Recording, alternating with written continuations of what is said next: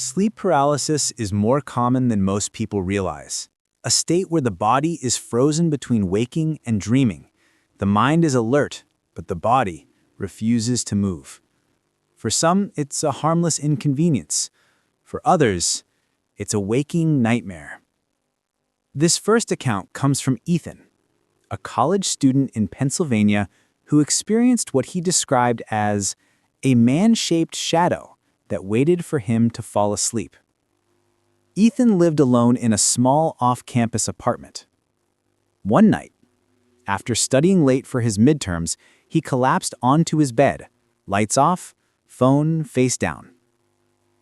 He said he woke up around 3:17 a.m. His room looked exactly as it had before, same pile of books on the floor, same blinking router light by the wall.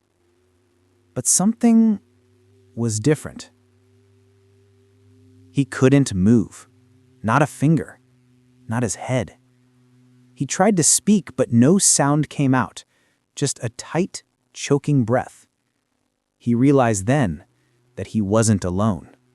Sleep paralysis is more common than most people realize. A state where the body is frozen between waking and dreaming. The mind is alert, but the body refuses to move. For some, it's a harmless inconvenience. For others, it's a waking nightmare. This first account comes from Ethan, a college student in Pennsylvania who experienced what he described as a man-shaped shadow that waited for him to fall asleep. Ethan lived alone in a small off-campus apartment. One night, after studying late for his midterms, he collapsed onto his bed, lights off, phone face down. He said he woke up around 3:17 a.m. His room looked exactly as it had before, same pile of books on the floor, same blinking router light by the wall. But something was different. He couldn't move, not a finger, not his head. He tried to speak, but no sound came out, just a tight, choking breath. He realized then that he wasn't alone. The next story comes from Rebecca, a 29-year-old nurse from Chicago. She worked night shifts, which often meant sleeping during the day, in short, uneven bursts. It's not uncommon for people in high-stress, sleep-deprived jobs to experience vivid hallucinations during paralysis. But Rebecca's account stands out because of the sound. It began one Friday morning after a 12-hour shift. She came home, showered, and collapsed into bed, sunlight leaking through half-drawn curtains. She said she woke suddenly, mid-dream, unable to move her arms or legs. Her eyes darted around, scanning the ceiling. Everything looked normal. Then, she heard it. Someone was breathing beside her. It was deep, slow, wet. Not her own breathing. She could feel the air shift near her shoulder. Rebecca's vision focused just enough to see the indent on her mattress, as if someone was lying next to her. Her mind screamed to move, but her body stayed locked, her throat tightening as if invisible hands pressed down. When it stopped, she gasped awake. The indent was gone. The room, silent. She tried to convince herself it was stress. 3 days later, it returned. Rebecca said she had gone to sleep with her bedside lamp still on. When she woke, the room was pitch black, as if the bulb had burned out. The breathing was there again, closer this time, right by her ear. Rebecca said the whisper wasn't in her head. It vibrated against her skin, warm, moist. Her muscles convulsed, breaking the paralysis for a split second, and she turned over expecting to see no one. Instead, she said she saw something. A pale hand, hanging off the edge of the bed, as if someone had just rolled away. Then, nothing. Just the empty indentation where the breathing had been. After the second episode, Rebecca placed her phone on her nightstand and hit record before every nap. Most days, she heard nothing. But on the morning of October 14th, 2021, she caught something. In the middle of the clip, the microphone picked up a soft inhale, then a whisper. "You're still awake." Rebecca moved to a new apartment 6 months later. She says it hasn't happened again, but she still sleeps with a white noise machine on, just loud enough to drown out any breathing. For some, sleep paralysis feels like drowning. For others, it's the sound of something alive, waiting for you to close your eyes.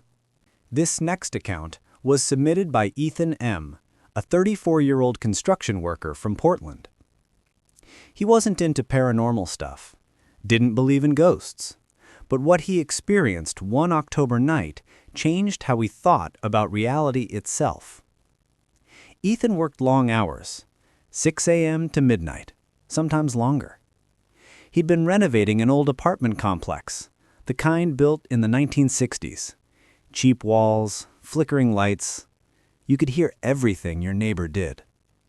That night, he came home exhausted, ate leftover pizza, watched TV, then collapsed in bed, shoes still on. He said it started with a vibration in his ears, like the room itself was humming. When he opened his eyes, his first thought wasn't that he was paralyzed, it was that the entire room was slowly tilting. Ethan described the sensation like being inside a ship as it tipped sideways. His nightstand slid slightly, not far, just enough for him to see it move. He thought it was an earthquake. Tried to sit up, but couldn't. He realized the humming wasn't from the walls. It was inside his head. Ethan's vision started to blur. The lamp on his dresser stretched upward like melting glass. He said the shadows were dripping down the ceiling. He tried to focus and saw himself on the bed, still, eyes open. His body wasn't moving, but he could see it from above. Sleep paralysis hallucinations often combine elements of vertigo, panic, and disassociation. But Ethan's experience didn't end with visuals. It ended with impact. Ethan said he fell back into his body, like being dropped from 10 feet up. He sat upright instantly, finally able to move, the humming gone, the room normal again. He checked the clock. 3:12 a.m., just 2 minutes after he'd gone to bed. Later that week, Ethan tried recording himself sleeping. He woke again at 3:12. On the footage, his nightstand shifted 3 inches to the left. No quake was reported that night. No one else in the building felt movement. Ethan said he left that apartment 2 months later after one last episode when he woke to find his bed tilted halfway up the wall. He swears he wasn't dreaming, but the mind, under stress, exhaustion, and paralysis, can bend what's real until the world itself feels crooked. This next story came from Devin, a 41-year-old systems analyst from Seattle. He lived alone, quiet, introverted, in a 1-bedroom apartment on the 7th floor. He'd never experienced sleep paralysis before, until the night he saw the man in the corner. It started with small things. Devin said he began waking up around 4 a.m. every night, his body frozen but eyes wide open. The first few nights, he thought it was a nightmare.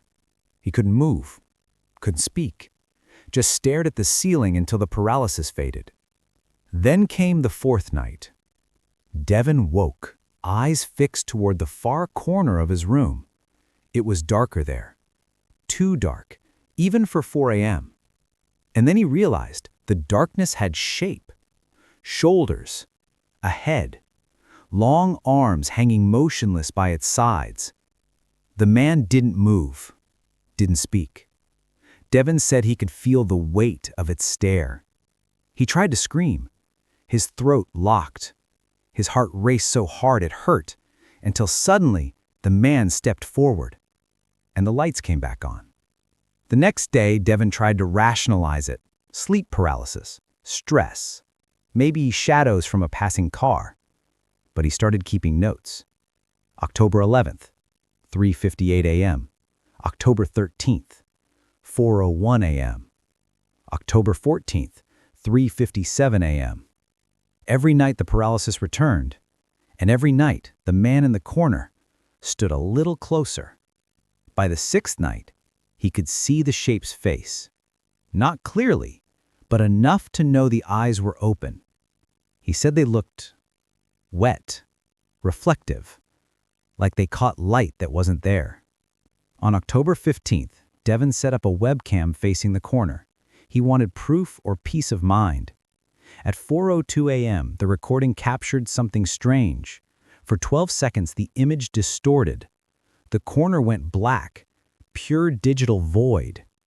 Then the video cut out. When it resumed, Devin was visible again, still asleep in bed. But there was something different. The reflection on the window behind him showed two figures, one lying still and one standing in the corner. Devin never saw the man's face clearly. He said by the final night, the paralysis came faster, before he could even fall fully asleep. He tried sleeping with all lights on, music playing. It didn't matter. He said the man was waiting now, already standing in the corner when he opened his eyes. That was the last night Devin recorded anything. He moved out a week later. The new tenant said the camera was still plugged in, pointing at an empty corner. Some people see shadows. Others hear whispers. But for Devin, the paralysis didn't just trap his body. It left something in the room, waiting for the next person to fall asleep. Our final story comes from Lena R., a 26-year-old graduate student in Phoenix, Arizona. She described her sleep paralysis as routine. It started during finals week. Long nights, energy drinks, not enough rest. But what made her experience stand out wasn't what she saw. It was what she heard. Lena said her first episode happened on a Wednesday night. She was studying in bed, laptop open, when she dozed off. A few minutes later, she woke up, or thought she did. Her ceiling light was still on, but everything had a dull gray tint. Her arms wouldn't move. Her head wouldn't turn. Then, someone said her name. It wasn't loud. It was close, like someone leaning right over her ear. She thought she was dreaming, until the whisper came again. Wake up. When she finally did, she was drenched in sweat. Her room was empty, her door locked. It happened again 2 nights later. She described the same paralysis, her eyes open, her body frozen, her heart pounding. Only this time, the voice wasn't whispering her name, it was repeating it. She said it was almost like it was learning her, testing the way it sounded. Her roommate later said she heard nothing that night, but Lena found her bedroom door cracked open the next morning. On the third night, Lena left her phone recording beside her bed. When she woke, the phone screen showed a call, a missed call, from her own number. She checked the voicemail. It was 7 seconds long. Forensics experts later said it was probably an audio feedback loop, but Lena couldn't explain why, on the recording, you could hear her own breathing while she was asleep. The last episode came on Halloween night. Lena said she woke to silence. No hum, no breathing, no whisper. But when her eyes adjusted, she saw her reflection. The mirror across from her bed showed her lying still, and beside her A figure bent close to her ear. She couldn't breathe, couldn't blink. Then the reflection moved, but she didn't. Lena says she hasn't slept in that room since. She transferred schools, deleted the voice whale. But sometimes, when her phone buzzes in the middle of the night, she swears she still hears that voice.